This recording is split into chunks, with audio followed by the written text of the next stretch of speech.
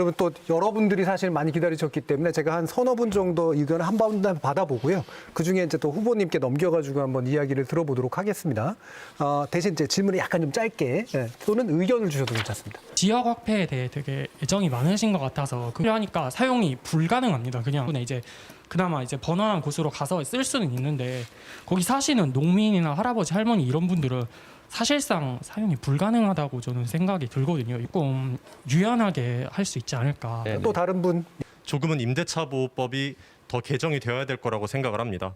또한 토지익 배당금제 관련해서 이제 주장을 하고 계신데 결국 다주택자한테 부담이 계속 중과가 되고 결국에는 이게 임차인들한테도 또 피해가 되돌아올 수 있다고 생각을 합니다. 좀 이걸 해결해야 될 방향성에 대해서 모색을 하고 계신지 여쭙고 싶습니다. 네, 궤들이 조금씩 다릅니다만 이게 모아서 참 답하시기가 어려우시긴 할 텐데요. 거의 불가능할 것 자, 같은데. 한 분만 더.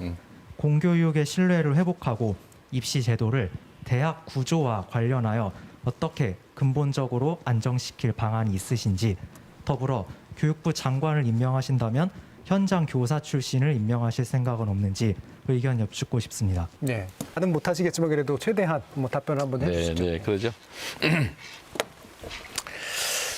지역 화폐 그 사용처를 좀 이렇게 웬만하면 좀 풀어서 편하게 해달라. 이건 쓰는 쪽은 당연히 그렇게 요구하죠. 그런데 사실 지역 화폐는 그 사용자의 불편함을 이용해서 그 자원을 재배분하는 거예요. 대신에 그 불편함에 대한 대가를 지불하죠. 그게 이제 인센티브입니다.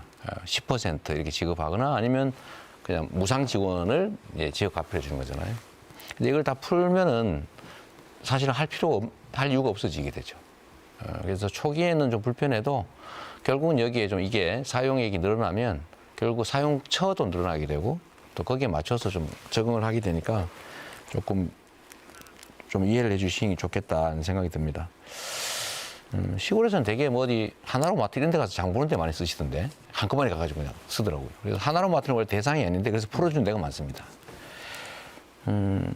두 번째 질문하신 분은 너무 많이 얘기해서 어려운데 그러니까 임대차법. 네, 임대차법은 지금 현재 이제 시행해서 이제 갱신하는 시기가 다가오기 때문에 이제 논란이 많은데 저는 제도를 새롭게 또 바꾸어서 생기는 혼선, 비용보다는 지금 현재 이걸 잘 적응하는 게 훨씬 나을 거라고 저는 생각합니다. 제도라는 게 뭐 100% 완벽할 수가 없잖아요. 언제나 틈이 있거든요. 사람이 만든 거니까. 그다음 제가 세금 얘기를 하는 이유는 이 감세를 세금 깎아줘서 표를 얻자는 게 아니고 다주택의 양도세 중과는 매물을 나오게 하기 위해서 일시적으로 완화하자라는 것이고 종부세 부분은 종부세가 적절치 않은 경우들 예를 들면 사회주택, 공유주택 이런 데가 지금 부과가 돼가지고 난리가 났어요. 근데 그런 거 시정을 해줘야죠. 종중토지, 그 조상 묘 모시고 있는데 지금 세금 내려고 땅 팔아야 되게 생겼거든요. 이제 그런 거는 적절치 않다.